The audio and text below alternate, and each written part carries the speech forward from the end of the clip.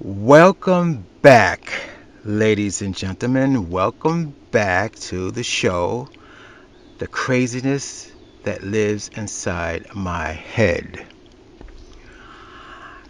I want to talk about something that was brought to my attention. Um, Imagine if you had a friend who says to you, "Trust me." It's a friend you've known for a long time, and they say, "Trust me." Every time they tell you something, trust me. It's this happened. Trust me. It's true. It's true. Just trust me. Okay.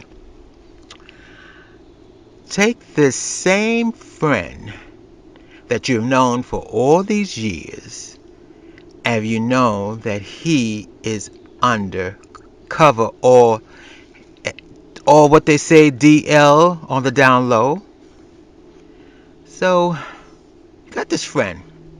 He's on the down low. He's DL on the down low. Okay. And you're very good friends. You know what he's all about. He knows what you're all about. And I guess you could say it's interesting. No one say keep it a secret. You know, is it a secret? Well, if you know he's on the down low, of course it's a secret. So you know his wife, you know his kids. He's a grandfather now. Oh, in all these years, trust me. And I was thinking the other day, because I've had a lot of dealings with guys on the DL, and trust me. And it just happened in my mind. I'm thinking, well, do you trust a man on the DL? I mean, you know he's lying to his wife. He's lying to his kids. He's lying to whoever is in his life that doesn't know that he's on the DL. Um, and then my mind said, well, it's a different situation. You know he's on the DL. That's just a secret between you and him. And and you and her. I mean, it could be a female also. So you could trust them because they trust you with the fact that they're on the DL. I want to tell you a story. I was in love with a man that I knew that was on the DL. And we were having an affair, of course. And this is when I was young. I think I was, what, 17, 18. I met this guy and I was 17. We worked together. He was older than me. And actually he was the one who got me on Boone Farms apple wine. And I knew he was on the DL.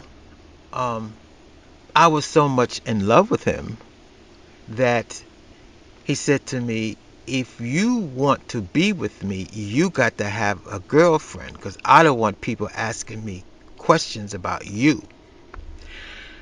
So, in order for me to be with him, I got girlfriends. I think I only had two or three at the time. And he got engaged, and I met his fiance, and we did things together. We went to the beach together. We went this together, and then he says that she had brought up the fact that every time we go out, how come I don't have my girlfriend? So I got a girlfriend, and just so the four of us could go out together.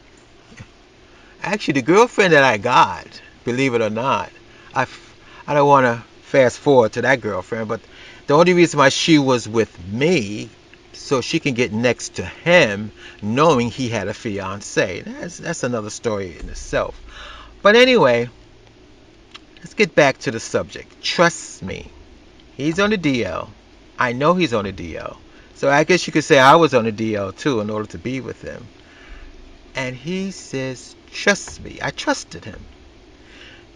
And what I trusted him with was we were in this gay relationship that was just between him and me.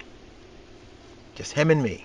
So even though I knew he was fooling around with all these females, I mean, it didn't bother me. It didn't bother me because he loves me. I'm the only man in his life. I trust him. I'm the only man in his life. Because I got the big secret. He's on the DL, so I'm the only man in his life. Well, let's talk about that trust. Trust number one that he broke. He brought one of his girls. We weren't living together. He had the keys to my apartment, but we weren't living together. Okay?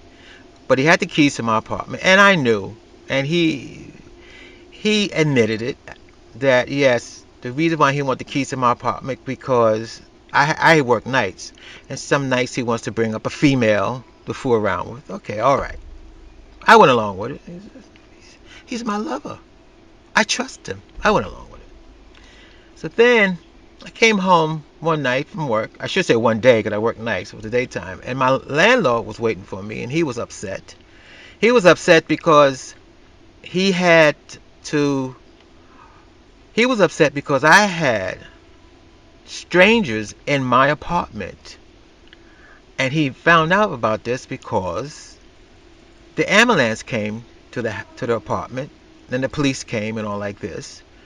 And he wants to know what's going on because he wants to raise the rent. I mean, he didn't. I don't think he cared too much about the ambulance and the police coming to the apartment. He wanted to raise my rent because if I had people in my house living in my house, he wanted me to raise the rent. So I called the man that I trust, and he admitted. He said, "Oh yeah, well, the girlfriend that he brought up there, he told her that he had a fiance and she was in love with him, and she tried to commit suicide. She took all these pills in my medicine cabinet, and he didn't know what kind of pills she took. And I told him the only pills I had in my medicine cabinet was Excedrin, and what I had probably Excedrin and I guess antibiotic pills. I saw those Tums and stuff. At that time they had the pills. That's all I had in my medicine cabinet. He didn't know that. She took a whole bottle, and he got afraid, and he called the 911. The cops came because she tried to commit suicide. So he got upset because the landlord told me. And in my mind, I didn't say it to him, but in my mind, I was like, well, when you was going to tell me? I trust you. When are you was going to tell me what's going on? Okay, that's one incident. Another incident I could tell you about this trust. I co-signed for him to get a Cadillac. This is in the 70s. 19 what? I co-signed for that Cadillac. That's in 1978. I co-signed, and his fiance, she co-signed. We both co-signed so he could get this Cadillac, brand new Cadillac. Damn. Um, I got a letter in the mail, or I should say, they tried to garnish my paycheck. This is after a year, and I said, I don't know what you're talking about, and I had forgot about the co-sign. Um, Him and the girl who was doing payroll at the time said, yeah, well, because they say you didn't pay this car payment. I said, what car payment?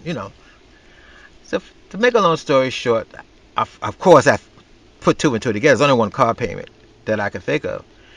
So I called them up. I said, um, what's going on? You didn't, because he was supposed to pay.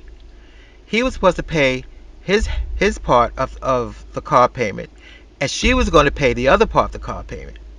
I just co-signed. I wasn't paying anything. That was his car. His name was on it. Believe it or not, his name was put on it. Um, she got mad with him because she broke up with him when she found out he was fooling around, and she stopped paying the car payment. And this was a while now. This didn't just happen just the other day. And I'm like, in my mind, I'm like, well, when was he going to tell me? I trust him. When was he going to tell me? When was he going to tell me? So this DL man, who I was so mad in love, um, we were on the train, on the subway, and we're sitting there and we're talking, and this guy came on, and I have to admit, mind you, I'm 300 some pounds, and the man I'm in love with, of course, he's well built, and this other well built black guy came on the train. You know how they walk through the subway. You're not supposed to go walk through the subway, but everybody did it. In the 70s, and and the black guy smiled at my DL lover that I trust. And then when my DL lover gave him that look, and I know that look, that frown kind of look, the guy kept going to the next car. So I said to him, "Who's that?" Oh, he said, "Oh, it's nobody. It's somebody that he had two jobs. One of his job, he was a security guard for college. Oh, just a guy that at the college. You always try to get into my pants." I just said, okay. Then we went out one night to a bar on Delancey Street, and I'm sitting there, and he said that um, some bars in the 70s used to sell cigarettes because they always had the machine. And I think this bar didn't have the machine because I don't think he wanted people to come off the street just to buy cigarettes at the machine. So he had to go find another bar or someplace to buy a pack of cigarettes. He was a smoker. Anyway, I'm sitting at the bar waiting for him to get this cigarette. All he had to do was go across the street to they had the candy stores back then. I don't think they have candy stores anymore. The candy store sells cigarettes and candy. He could have went across the street and just got a pack of cigarettes at the candy store. But no, no. I don't know where he went. Anyway, let's put it this way. I was sitting there for almost 2 hours. 2 hours. When he came back, and I said, "Well, what took you so long?" He said, "Well, it took a long time to find a pack of cigarettes." I said, 2 hours to find a pack of cigarettes? Mind you, the bar we was at was at Delancey Street, and if anybody from New York knows Delancey Street, well, it was after midnight, but you always going to find some other bar that sells a pack of cigarette machine.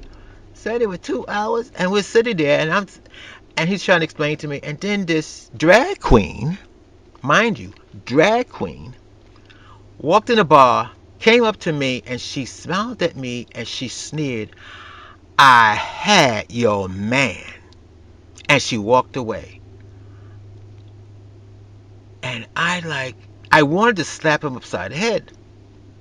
I said, what are you talking about? He said, "Calm down, calm down." He saw the look in my face. He said, "Calm down, calm down." Gave me a $50 bill. "Here, you can have this. I charge you $50 to suck my dick. You can have it." And I'm like, "I don't want the $50. I said, "You have me sitting up here, and you fooling around with a drag queen." Now we're talking about the 70s, and let's be honest. In the 70s, definitely in the 70s, there was always tension between, I should say, not tension, but uh, straight acting, straight looking, especially down low guys and drag queens usually don't mix. I mean, I think back then there was a big discrepancy how some bars wouldn't even allow drag queens in. Some bars wouldn't even allow blacks in. So this mind you, this is pre-AIDS. So it was the gay community back in the 70s were kind of segregated, believe me or not. So anyway, I got so upset. I said he had to take me out of the bar because I was ready to fight. So I had a car, so we get in my car, not his car. We got in my car. I always use my car to do anything. He keeps his car parked. We was in my car, and I'm driving. And don't ask me what happened. I wanted to kill us, and we was on Delancey Street, and I was going to run into a tractor trailer. He moved. He knew what had happened. He moved the steering wheel out of the way of the coming tractor trailer just in time. We missed it. And then he started punching me and beating me up. "You trying to kill me. You trying to kill me." And yes, I was. I trying to kill you because I was in love. I trust you. That was the trust that he broke. That the straw that broke the camel's back. Well, that was that trust he just broke. That was the camel's back. And to make a long story short, we broke up. We broke up. So I have this friend. Trust me. Trust him. Guys on the DL. Trust. Now you might say, a lot of girls would say, well, you don't have to be on the DL. You could, regular guys would do that. Anybody would do that. Okay, I know that. But what I'm saying is, do you? It's one thing to trust somebody who's okay. It's one thing to trust somebody that you know, just know that you don't know anything about them, but I have a lot of friends I trust. I don't know what their sex life is. I don't know what they do, behind my back, but I trust. But to know a guy for years, and this is friends. This is not it's not anything to do with lovers. It's just a friend. I mean, came to me and said, "Trust me." Oh, you could trust me. I remember back in the '80s was very interesting, especially with DL guys, especially when they have sex with them. You know, did you get tested for the HIV? Oh, trust me, I don't have it. I used to laugh. You know, did you get tested for this? Get your trust me. Okay, that's my rant for the day. But I want to say this with this trust. Now we're in a situation with the COVID-19, and this is called trust. I mean, if you bring somebody home, because a girl says to me, "Did you wear a mask?" I trust them. Anyway, this is Eric, and thank you for listening to this show of the craziness that lives inside my head.